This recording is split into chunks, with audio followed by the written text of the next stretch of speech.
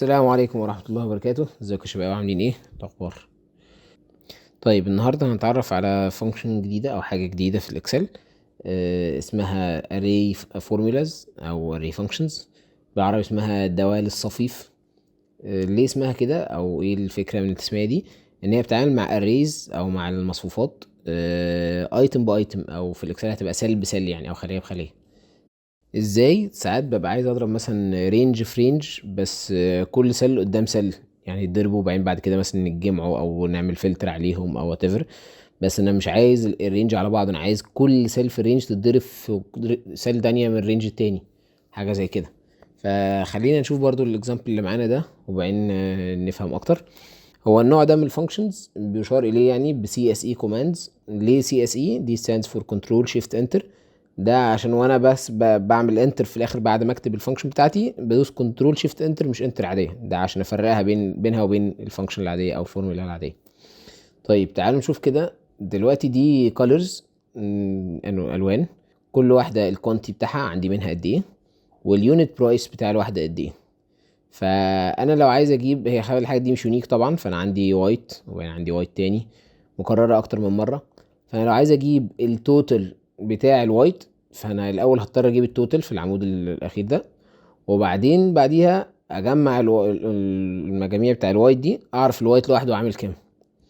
طيب دي سهله، هي مش صعبه، بس انا عندي اوبشن ان انا اجيبها من غير ما ازود عمود هنا، وهو ال CSE commands.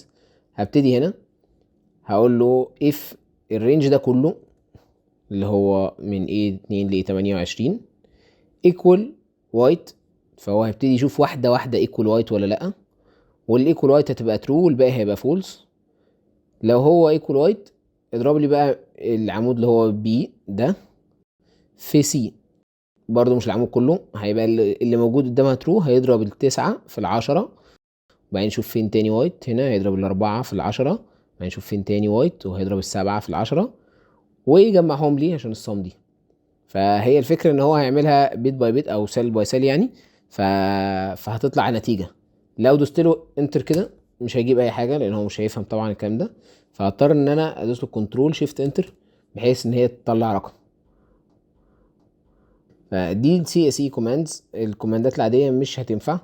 طيب تعالوا نشوف كده، نراجع شغلنا. هو دول المفروض كل الالوان، فدول كل الارقام الموجودة، فالمفروض ان المجموع ده 2135 يطلعوا هم اللي هنا. يعني لو جينا هنا قلنا له هات التوتال، وجيت قلت له كل دي مضروبة في دي، وجيت تحت هنا قلت له انا عايز السميشن ده 2135 برضو، يبقى انا المجموع ده صحيح 100%.